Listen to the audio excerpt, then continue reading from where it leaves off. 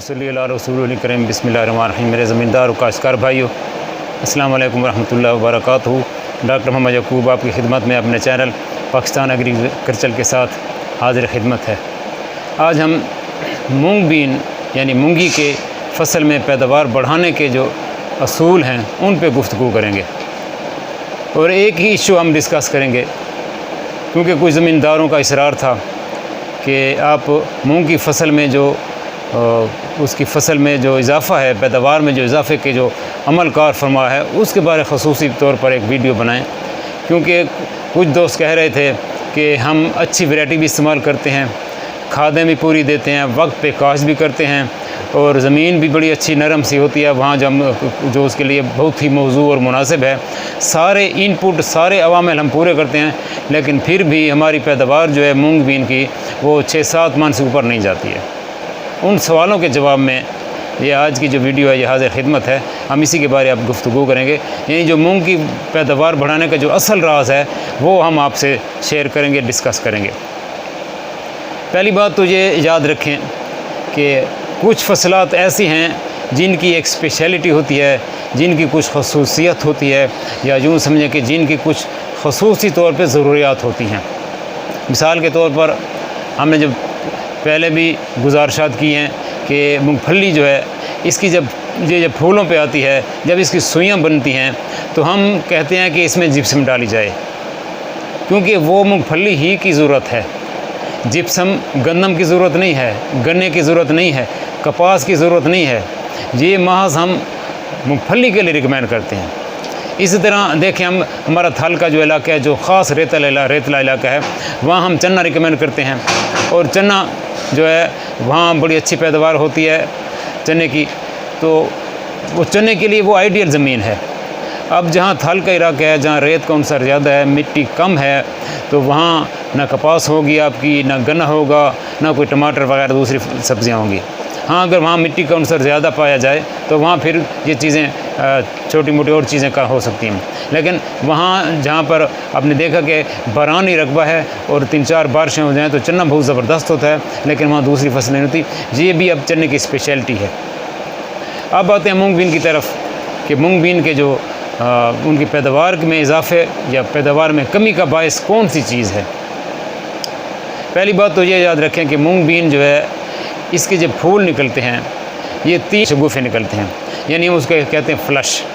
जब मूंग फसल आप लगाते हैं तो 35, 36, 40 दिन के अंदर अंदर वो पहला शगुफ़ा निकलती है, जिसे हम कहते हैं पहला फ्लश। फिर जब पहला फ्लश जो है उसके फलियाँ बन जाती हैं तो फिर दूसरा फ्लश निकलता है, फिर दूसरे फूलों की जब फलियाँ बन जाती हैं तो फिर तीसरा फ्लश निकलता है। और कुदरत ने इसके फूलों की साख्त ऐसी बनाई है कि अगर इसका पहला फूल कामयाब है तो दूसरा कामयाब होगा, अगर दूसरा कामयाब है तो तीसरा, इस तरह चलते जाते हैं। और अगर पहला फूल ही नाकाम हो गया, यानी उसके फूल की कली बंद रही, फूल की कली न खिली, तो वो फूल न बना अगर, तो वो यानी अगला फूल भी नहीं बनेगा। अब देखना ये है कि फूल निकलते क्यों नहीं हैं मूंगी के, और फूल बंद क्यों रहते हैं।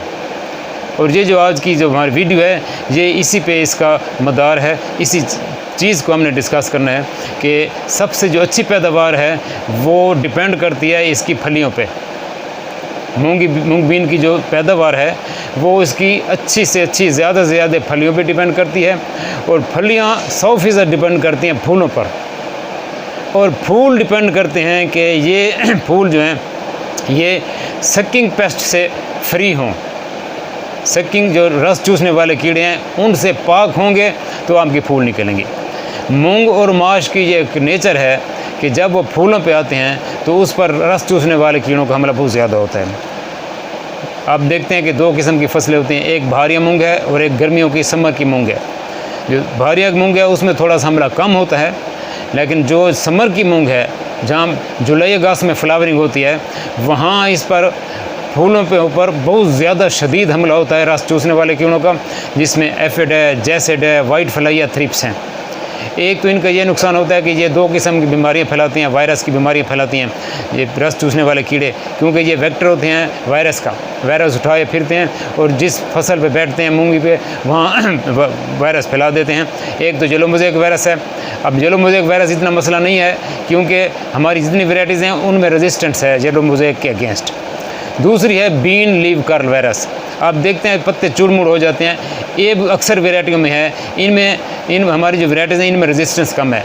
एक तो रस चूसने वालों के लोगों को ये हमला हो गया, और सबसे जो बड़ा नुकसान है वो है रस चूसने वाले कीड़ों का हमला फूलों पर, उनके बड्स पर। अभी फूल नहीं खिले होते, उनके जो बड्स होते हैं, फ्लावर बड हम कहते हैं, उन पे जब कीड़ों का रस चूसने वाले कीड़ों का हमला हो जाता है तो वो फूल खिलने ही नहीं पाते। बस आज ये बात अपने जहन पे रख लें और ये याद रखें कि जब आपके 35, 36, 40 दिन के बाद फूल नहीं निकल रहे या इक्का दुक्का फूल निकल रहे हैं तो यूँ समझें कि आपकी फसल पर रस चूसने वाले कीड़ों का हमला है। बाज़ औक़ात दोस्त कहते हैं कि जी हमने 2 स्प्रे किए थे तो फिर भी मूंग रस चूसने वाले कीड़ों के 2 स्प्रे किए हैं, लेकिन फिर भी हमारी पैदावार बहुत कम ही है। भाई 2 स्प्रे पे से भी काम नहीं बनेगा। आपने ये बात जहन पे रख लें, ये बात अपने पास नोट कर लें कि हर 10 दिन के बाद रस चूसने वाले कीड़ों का आपने स्प्रे करना है। और जब जितने तक आप रस चूसने वाले कीड़ों का हमला ख़त्म करेंगे, रस चूसने वाले कीड़ों को कंट्रोल करते रहेंगे, आपके फूल भी निकलते रहेंगे और फूलों से फलियां बनती रहेंगी। पहला फूल कामयाब, फिर दूसरा फूल कामयाब, इसी तरह पहला फ्लश और पहला शगुफ़ा उसका कामयाब, फिर दूसरा शगुफ़ा कामयाब और फिर तीसरा शगुफ़ा कामयाब। जब तक आप हर 10 दिन के बाद स्प्रे करना है, और 10-12 दिन के बाद जो आप देखें रस चूसने वाले कीड़े हैं फिर स्प्रे करें, फिर स्प्रे करें। बेशक आपको 8-10 स्प्रे ही क्यों ना करने पड़े, लेकिन आपने स्प्रे जारी रखना है हत्ता कि आपकी फलियां मुकम्मल हो जाएं। और ये आपके लिए बहुत ज़रूरी है कि आपकी अगर मूंग की पैदावार लेनी है, मूंग और माश की जो पैदावार अगर ज़्यादा लेनी है तो इसमें सबसे ज़्यादा जो राज छुपा है वो इधर ही है। बेशक आप अच्छी वैरायटी लगा दें, खाद पूरी डाल दें, पानी पूरा दे दें, आपकी फसल शानदार नज़र आएगी, इतनी शानदार नज़र आएगी, उसकी शाखें नज़र आएंगी। लेकिन अगर रस चूसने वाले कीड़ों का हमला आपने फूलों पे कंट्रोल नहीं किया तो आपकी फसल बहुत कम पैदावार देगी और उसकी चांदी की फलियाँ होंगी। लिहाजा आज की जो हमारा जो वीडियो का पैगाम है ये है कि जो ही आपके 35-36 दिन हो गए फसल को, आप रस चूसने वाले कीड़ों का स्प्रे शुरू कर दें और 10-12 दिन के वक्फे से लगातार स्प्रे करते रहें। और इंशाल्लाह फिर आप देखेंगे कि आपके पड़ोस में जिन दोस्तों ने स्प्रे नहीं किया उनकी फसल में आपकी फसल में ज़मीन आसमान का फ़र्क होगा। कुछ अहबाब ऐसे हैं जो हमारी बातों पे उन्होंने अमल किया है, 25 मन तक उन्होंने पैदावार ली है बखर में। वजह यह है कि हमने उनको बताया था वर्कशॉप के अंदर, ट्रेनिंग के अंदर, कि आपने रस चूसने वाले कीड़ों को लगातार कंट्रोल करना है। आपने पहला स्प्रे कर दिया, 10-12 दिन के बाद फिर रस चूसने वाले कीड़े आ गए, फिर आ गए, तो इसी तरह आप कंट्रोल करते रहेंगे तो इंशाल्लाह आपकी फलियां निकलते रहेंगी, फूल निकलते रहेंगे, फलियां बनती रहेंगी। इंशाल्लाह पूरा जो उनका पोटेंशल है, जितनी उसने फूल निकलते हैं सारे के सारे निकल आएंगे। और अगर रस चूसने वाले कीड़ों का कंट्रोल न हुआ तो चंद एक फूल निकलेंगे, वो रुक जाएंगे और आपकी फलियाँ बहुत कम होंगी, तो आपकी पैदावार पर बहुत बुरा असर होगा। तो हम यकीन से कहते हैं कि आपकी जो पैदावार है रस चूसने वाले कीड़ों के साथ कंट्रोल के साथ होगी। अब फूल जब आपकी फसल के निकल रहे हैं लगातार, तो आप समझें कि कोई कीड़ों का रस चूसने वाले कीड़ों का हमला नहीं है। और अगर आप देखते हैं कि इक्का दुक्का कहीं फूल निकले हैं और बिल्कुल बड उसके बंद हैं, जो फूल की जो आँखें हैं वो बिल्कुल बंद हैं, तो यूँ समझें कि आपके रस चूसने वाले कीड़ों का हमला है। और जो ही आप स्प्रे करेंगे आप बिल्कुल उसके तीसरे दिन आप रिज़ल्ट देखेंगे कि आपकी फसल लहलहाएगी और खूब फूल निकले होंगे। तीसरे दिन आपके जो रस चूसने वाले कीड़ों की आम सी कोई दवाई इस्तेमाल करें तो जो अच्छी हो, ऑथेंटिक भी हो, तो वो आपके तीसरे दिन आपको पता चल जाएगा कि वो फूल निकलना शुरू हो जाएंगे। और उसके बाद आप लगातार स्प्रे करते रहें। ये बात जहन पे भी रख लें कि मूंगी की फसल के साथ 2-3 चीज़ों को लाज़िम मलज़ूम कर लें। एक तो मूंगी की फसल, दूसरा उसके फूल और तीसरा रस चूसने वाले कीड़े। ये 3 चीज़ें लाजिम मलजूम हैं। मूंगी की फसल होगी तो फूल निकलेंगे, और फूल निकलेंगे तो रस चूसने वाले कीड़े आएंगे। और अगर आपने रस चूसने वाले कीड़ों को कंट्रोल कर लिया तो आपकी कामयाबी है। आप 20 मन तक बड़ी आसानी से पैदावार ले सकते हैं अगर आपने रस चूसने वाले कीड़ों कंट्रोल कर लिया। तो अपने दोस्तों से भी ये बात शेयर करें और आसपास दोस्तों को भी बताएं, क्योंकि उसमें ये एक और मसला आ जाता है कि अगर आपके 10 एकड़ पे मूंगी लगी हुई है, आपने तो स्प्रे कर दिया, लेकिन आपके जो पड़ोस में ज़मींदार भाई हैं उन्होंने स्प्रे नहीं किया, तो आपकी जब फसल पे कुछ दिन के लिए तो कंट्रोल हो जाएगा, फिर जो उनके फसल पे जो रस चूसने वाले कीड़े हमला कर रहे हैं वो आपकी फसल पे शिफ्ट हो जाएंगे। लिहाजा उनको भी कहें कि हर 10 दिन के बाद आप स्प्रे करते रहें, तो इंशाल्लाह ये जब रस चूसने वाले कीड़े जब तक कंट्रोल होते रहेंगे, आपकी फूल और फलियां ज़बरदस्त निकलती रहेंगी, और इंशाल्लाह आप 20 मन पैदावार मूंगी की फ़ी एकड़ बड़ी आसानी से ले सकते हैं। 25 मन तक हमारे दोस्तों ने इसकी पैदावार ली है, और वजह उसकी ये है कि उन्होंने रस चूसने वाले कीड़ों को कंट्रोल किया है। तो आज की यही जो वीडियो है, जो हमारे पैगाम है, अपने दोस्तों अहबाब से शेयर करें ताकि सारे ज़मींदारों को फ़ायदा हो।